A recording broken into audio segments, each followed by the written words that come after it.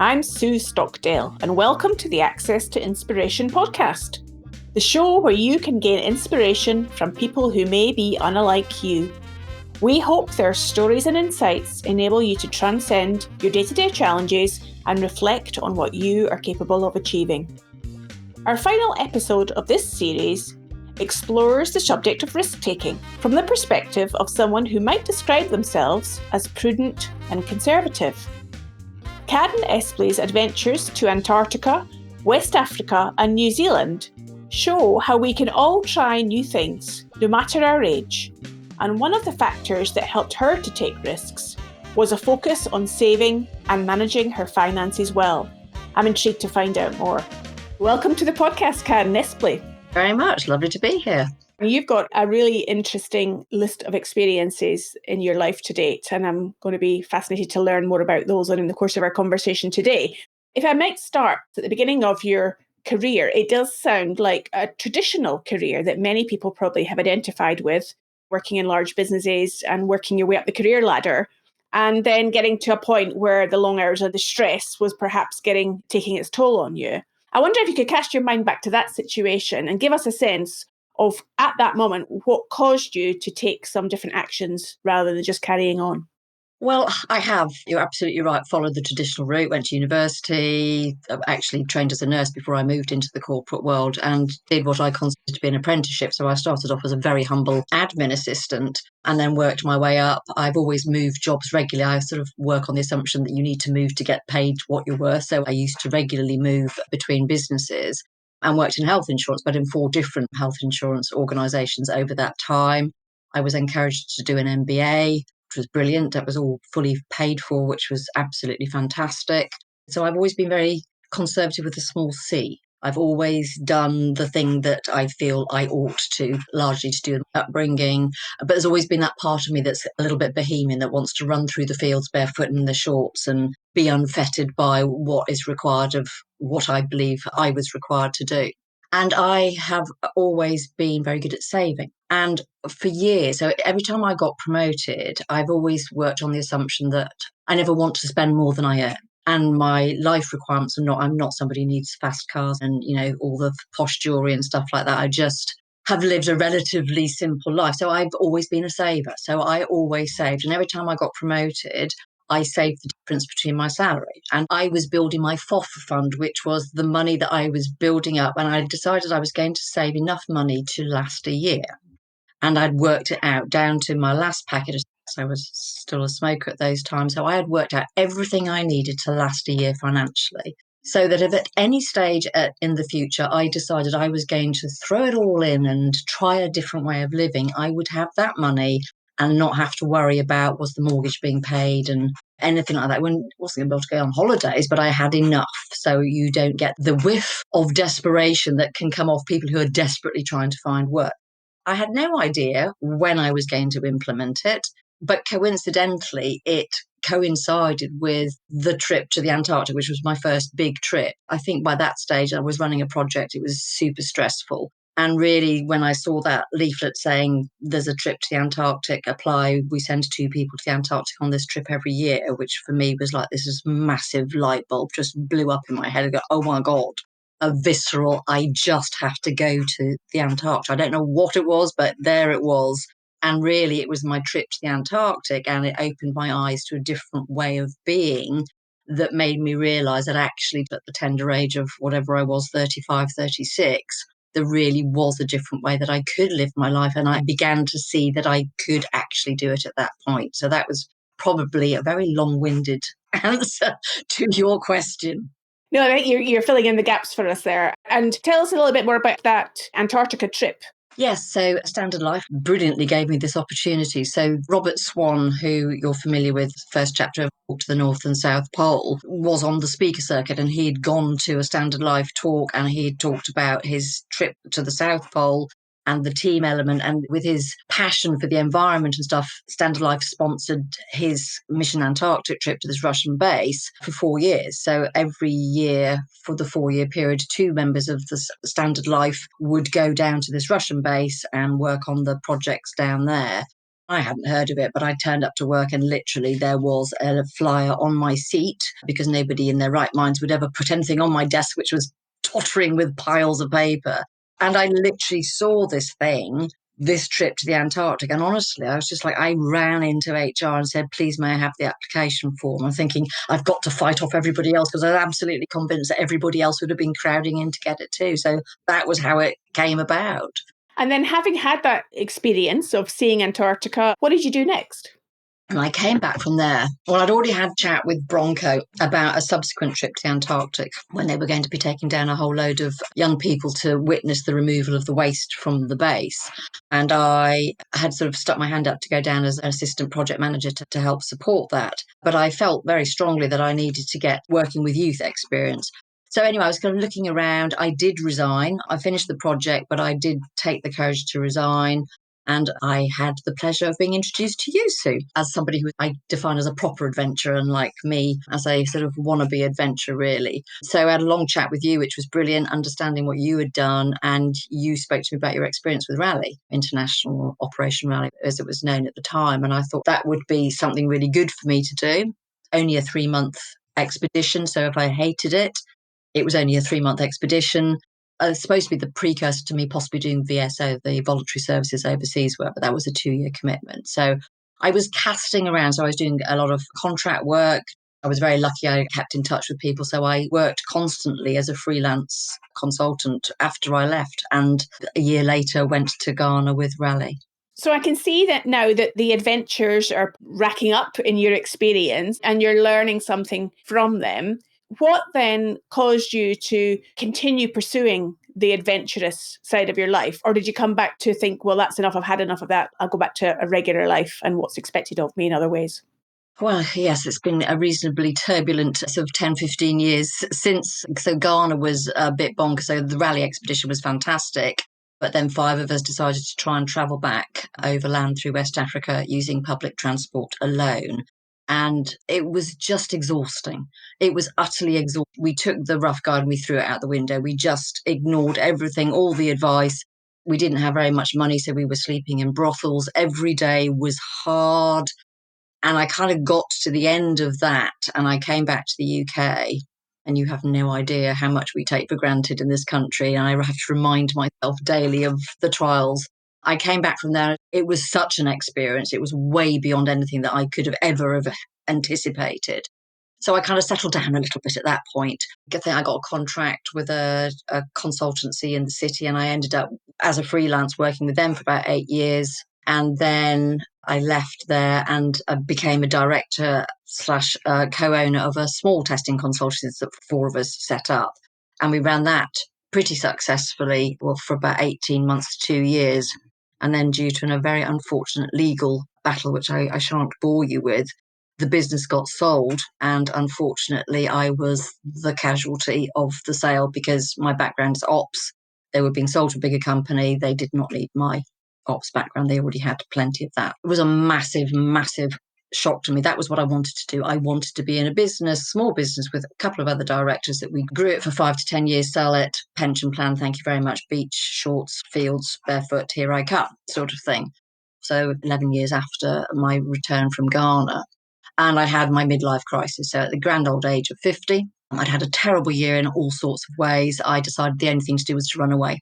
And running away for me involved going to the other side of the world. So I rented out my flat in London, packed everything up, put it into a small storage space, and off I went to Bali and New Zealand and Australia, where I was never coming back from at that stage in my life. And I hired a camper van and I camper vanned my way around New Zealand, North Island, to try and find somewhere that I might want to live whilst looking at small businesses to buy. So yeah, that was the next big one.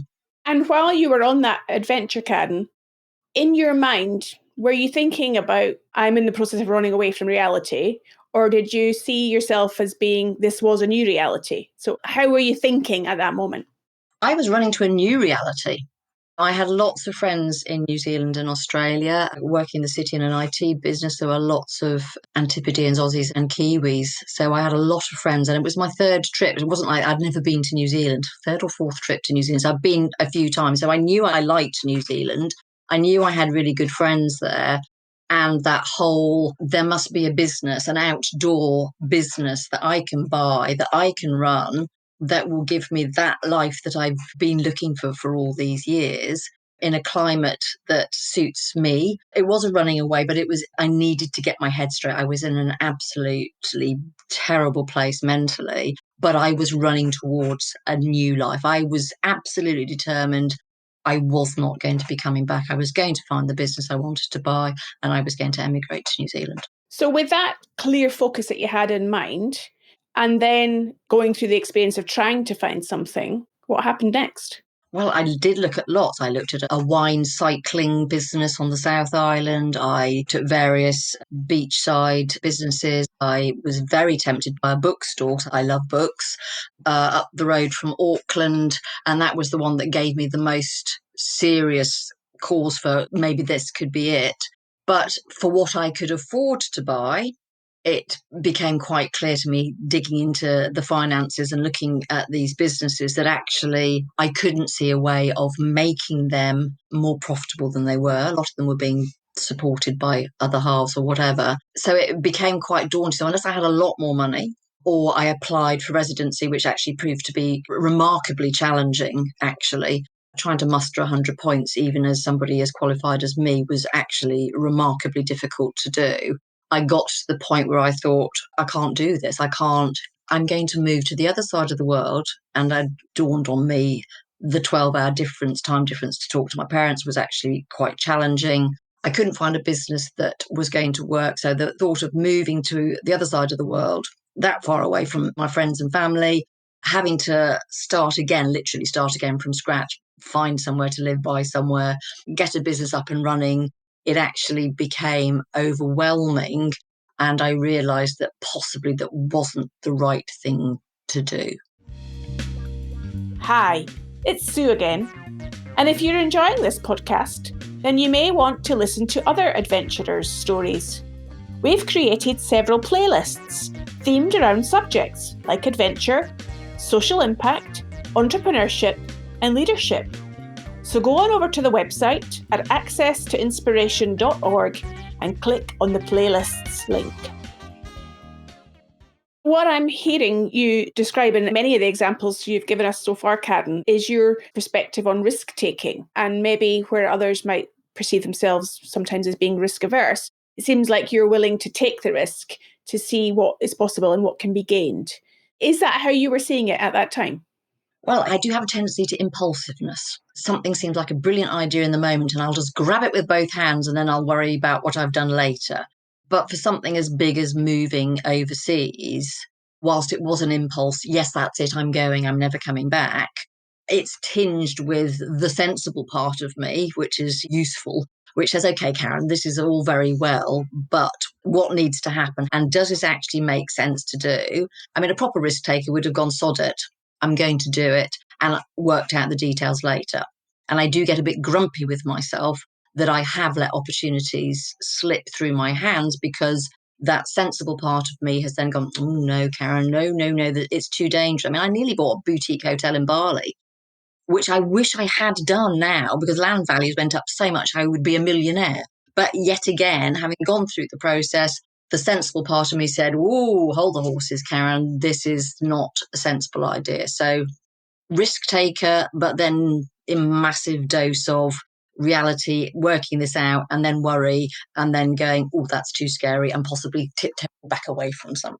So is that how you saw your decision then not to settle in New Zealand? Did you see it as a success that you'd thought it through carefully and come up with that output, or was that a failure because you hadn't made it happen?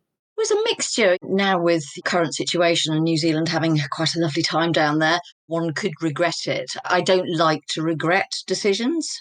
I did think it through, and actually at the time that I was lonely a lot of the time, driving around in a camper van in New Zealand in winter, in a very small camper van, exposes quite a lot about what it's like to be totally alone. I'm very happy being by myself, but I couldn't see how it was going to work. And I realised actually the distance gives you some perspective, is that I realised I already had a perfectly good family and perfectly good friends back in the UK. What was I thinking at 50 to throw that all away when I already had that stuff back home. So it actually gave me that perspective. So the decision to come home was the right decision. And I've never regretted that decision to come home. You just can't regret stuff like that. It was too big. And I think I'd done enough research, I'd done enough work to go, actually, do you know what?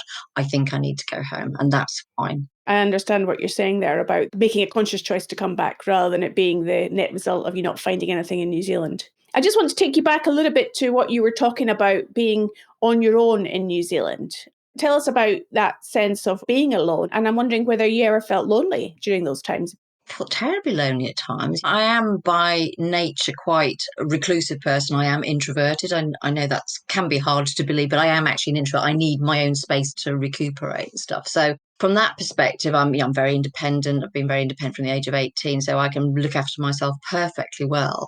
But I remember being in Bali and being in my barong or whatever they're called, and sitting there at this table by that was a very small, only three little cottages and the owners, crying over my noodles. Sorry, I'm getting quite emotional now because I just felt that what have I done? Why at 50, excuse me, am I here?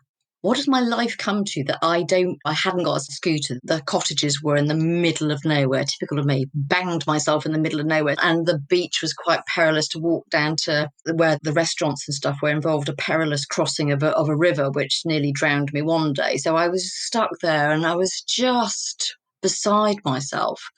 And it was a bit the same in New Zealand. And I hate to be a stereotype, but there is that fear of the single white woman, single white female, right?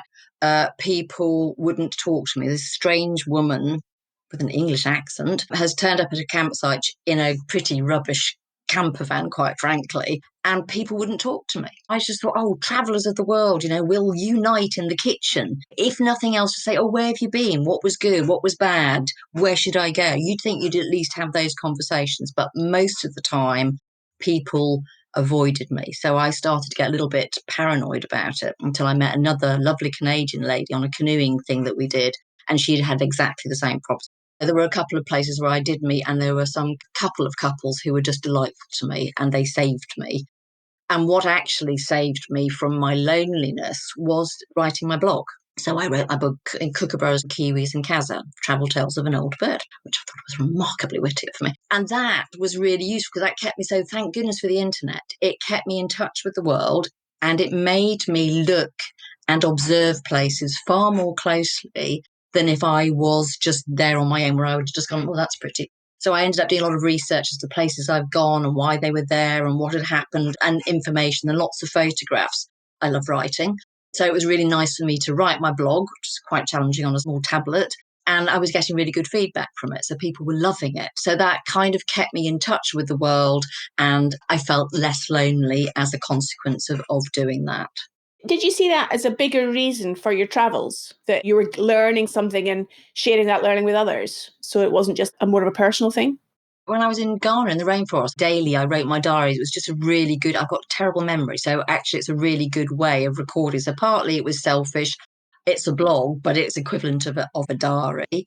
I like to entertain. A lot of my earlier life, I like to say earlier, but still in my 40s, getting up to shenanigans and people loving the fact that, oh, what's Karen done now? Because I'm quite a good writer. So part of it is that I'm the entertainer. I need to entertain my audience. But equally, people are interested. People like stories. People are interested to know about other bits of the world. And I was quite happy to share that with them. So a mixture of both, partly selfish, partly helping other people understand. Blogs being looked at by all sorts of people, which will help them when they travel. I imagine other people were able to sit in their armchairs and have a sense of your experience through your eyes, through your writing. I would hope so. When I published my business book, my brother who lives in Wales got back to me and said, it was like you were in the room with me, that language. So that if I can connect with people, they go, yeah, I feel like I'm sitting with Karen. We're having a chat and a cup of tea, and she's telling yet another ridiculous story of her mishaps, then great. So everyone's a winner as far as I'm concerned. How do you describe yourself now, Karen? If you were to meet somebody new in the street and they say, oh, and what do you do? What sort of identity do you have for yourself these days? It's a very interesting question. I'm still on the quest to find that bit where I feel like I found the right place. I'm more there than I was. I run my own business. So I have a lot of freedom from that respect. It's entirely up to me how often and when I work. And I really like that. I'm a lot poorer than I was when I worked in the city, but I have freedoms that I didn't have before. There's another adventure in me. It's like a 10-year cycle. So it's coming towards me. When was it, 2013? Yes, I've got another couple of years before I burst out again. I really want to get to that place. I'm sort of halfway there. I'm much more comfortable in my skin than I was. I'm still pretty conservative with a small c. There's still that doubt and fear holding me back from the sort of conventional life that I generally still live, to be honest. I still think I need some bravery in that and to grasp the thorn and go, I'm just going to let go of all those chains, which I think still hold me back, and go for it. I still haven't quite worked out what that shape looks like, but I'm still on that quest and I feel I'm making steps towards. I think I will get there. I just need to be patient and keep working towards it. And if you were giving our listener some insights, if they were thinking about taking a step into the unknown, perhaps doing what you did back when you saw that advert to go to Antarctica, doing something that's out of the ordinary, out of what other people's expectations of them may be, what insights would you offer to them? I think, I love Richard Branson's quote, which is like, if somebody asks you to do something that you can't do, just say yes and then work out how to do it afterwards. I'm very much of these opportunities really don't come along very often to go on a fully expenses paid trip to the Antarctic and live on a Russian base.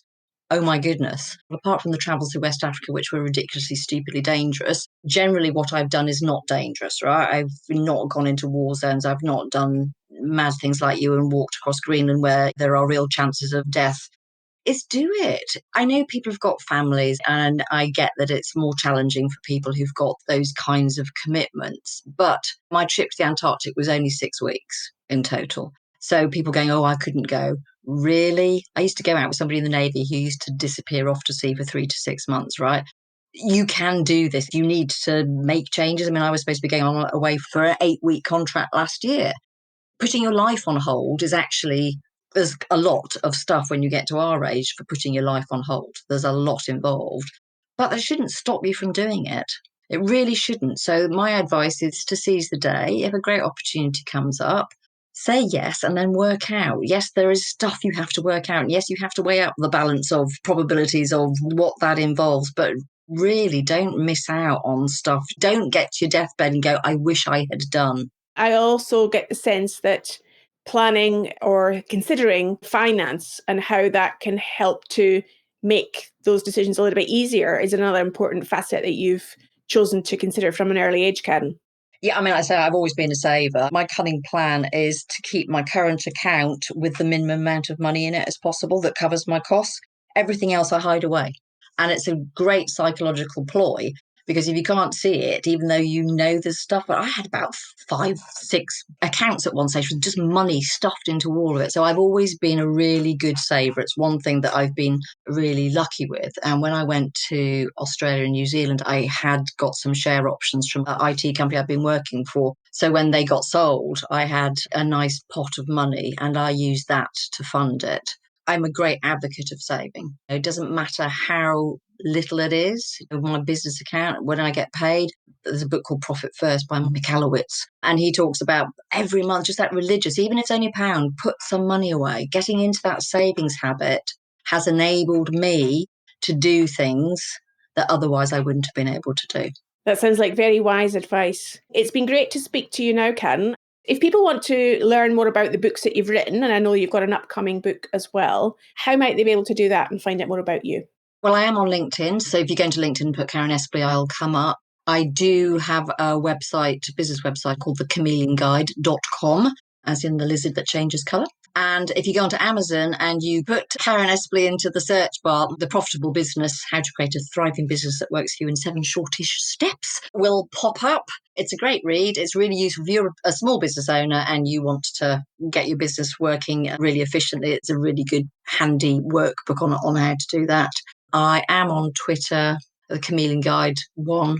And what about your latest book that you're working on about your adventures? The first one is hopefully coming out this March, called The Impulsive Explorer, which is the story of my trip to the Antarctic and everything that led up to me going there, talk about my upbringing and my career and how the Antarctic changed my life. It's been great to speak to you, Karen, and I hope that your experiences inspire our listener to do a little bit more saving and manage their finances. Absolutely, and go for it. Just do it. Thanks for listening. Karen's story reminded me that we can all be adventurous, and it's about the mindset that you have that enables you to explore what you're capable of in different ways. I wonder what Karen has inspired you to reflect on in regards to your capabilities. Remember, you can keep up to date with all our news by signing up to the newsletter at the foot of the website homepage. And you'll also find transcriptions of all our episodes on the website too. So hop on over to accesstoinspiration.org. That's the end of this series. We will be back soon with plenty more episodes of Access to Inspiration.